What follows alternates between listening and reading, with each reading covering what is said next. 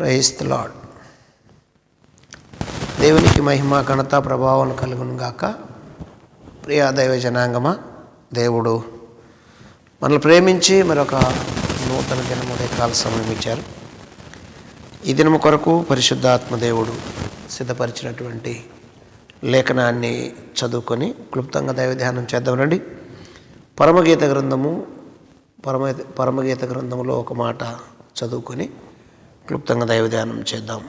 5వ అధ్యాయము 10వ వచనంలో ఇలాగ రాయబడింది: నా ప్రియుడు ధవలవర్ణుడు, రత్నవర్ణుడు, 10,000 మంది పురుషులలో అతన్ని గుర్తింపవచ్చును.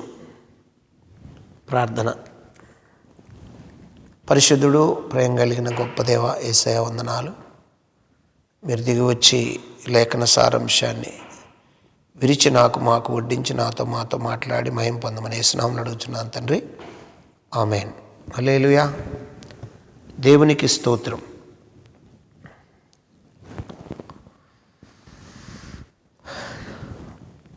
క్రీస్తు ప్రభువునందు నాకు అత్యంత ప్రియమైనటువంటి జీవము కలిగిన దేవుని కుటుంబమా, దైవ సమాజమా, దేవుడు మానవ జాతిని ఎందుకు నిర్మించాడు, మానవ జాతితో దేవునికి ఏమి పని ఉన్నది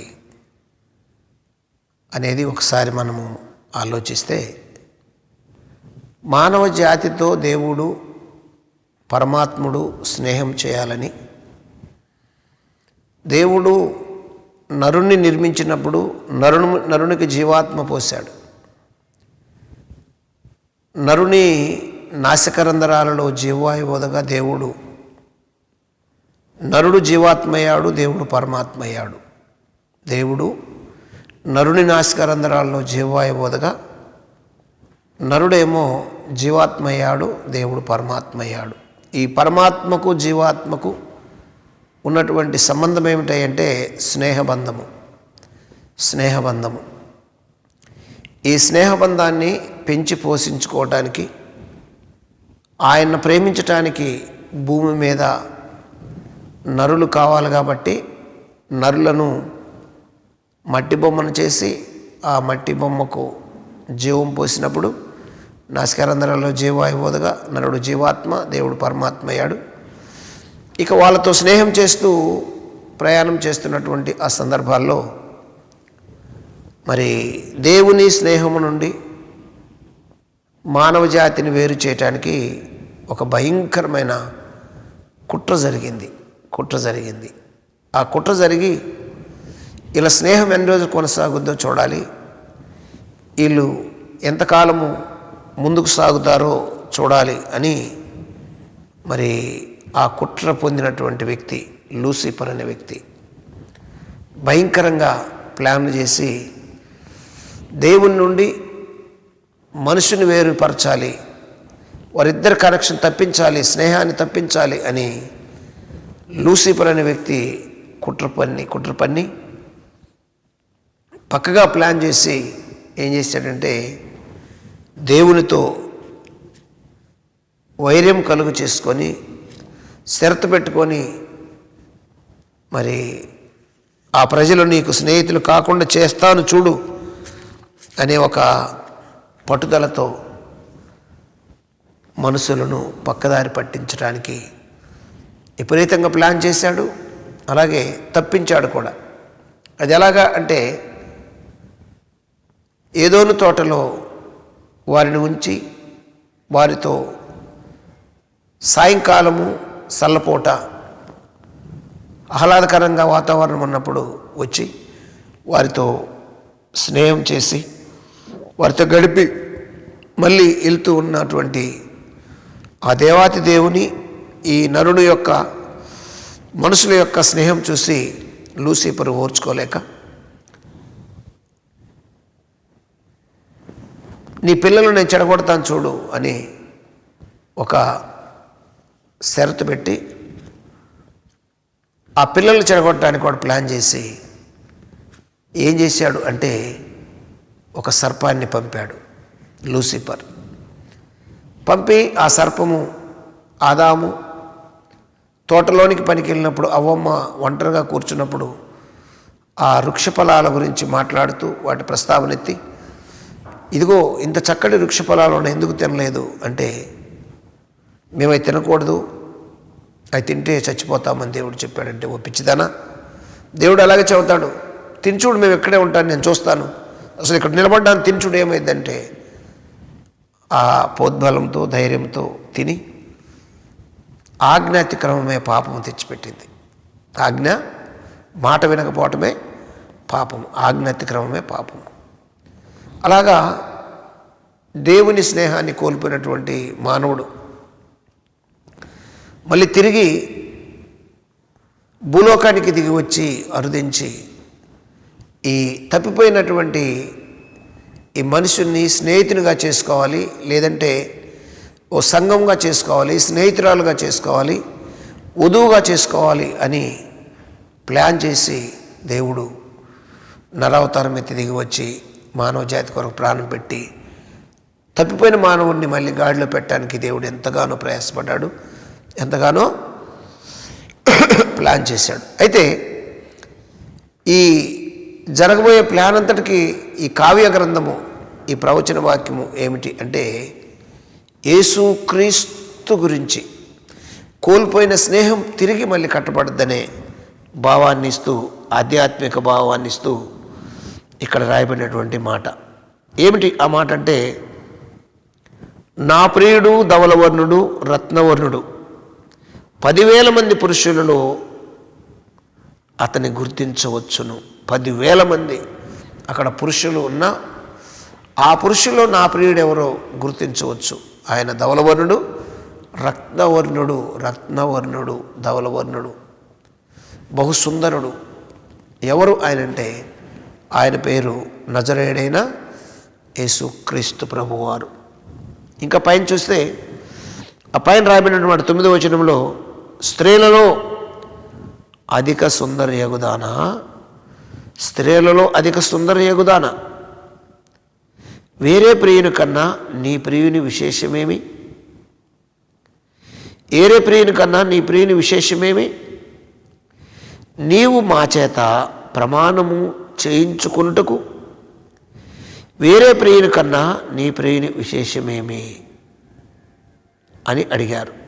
ఏరే అనేక మందికి ప్రియులు ఉన్నారు, నీకొక ప్రియుడు ఉన్నాడు, మరి వాళ్ళకంటే నీ ప్రియుని విశేషం ఏమిటి అంటే, నా ప్రియుడు ధవలవర్ణుడు, రత్నవర్ణుడు, అతి సుందరుడు అని సోలమితి సంఘకన్యక భూలోక నల్లపిల్ల సాక్ష్యం ఇస్తుంది. ఎవరి కొరకు అంటే, ఆధ్యాత్మిక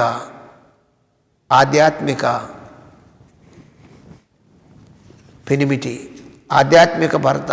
అంటే నిన్ను సృష్టించిన వాడు నీకు భర్త అయి ఉన్నాడు. భర్త అంటే భరించువాడు, పరిపాలించువాడు, ఏలువాడు, ఆదుకునేవాడు, వహించువాడు, భరించువాడు భర్త. నిన్ను సృష్టించిన వాడు నీకు భర్త అయి ఉన్నాడు అనే లేఖనాన్ని మరి మనం జాగ్రత్తగా ఆలోచిస్తే, ధ్యానం చేస్తే ఈ లేఖనం మనకు సాక్ష్యం ఇస్తున్నటువంటి మాట దైవ జనాంగమ. కాబట్టి వారు అడుగుతున్న ప్రశ్నకు చెబుతున్న సమాధానం, స్త్రీలలో అధిక సుందర వగుదానా, వేరే ప్రియుని కన్నా నీ ప్రియుని విశేషమేమి, నీవు మా చేత ప్రమాణము చేయించుకొనుటకు వేరే ప్రియుని కన్నా నీ ప్రియుని విశేషమేమి అని వారు అడిగారు. దానికి సమాధానమిస్తూ, నా ప్రియుడు ధవలవర్ణుడు, రత్నవర్ణుడు 10,000 మంది పురుషులలో అతన్ని గుర్తింపవచ్చును అంటూ 11వ వచనంలో, అతని శిరస్సు అపరంజి వంటిది, అతని తల వెంట్రుకలు కాక పక్షుముల వలె వృక్షవర్ణములు, అతని తల వెంట్రుకలు వృక్షవర్ణములు, కురులు వంటివి.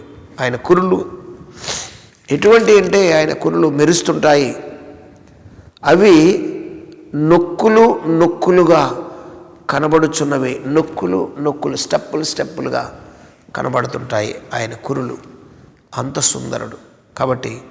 ఎవరి సుందరుడు అంటే ఆయన పేరే నజరేయుడైన యేసు క్రీస్తు ప్రభువారు.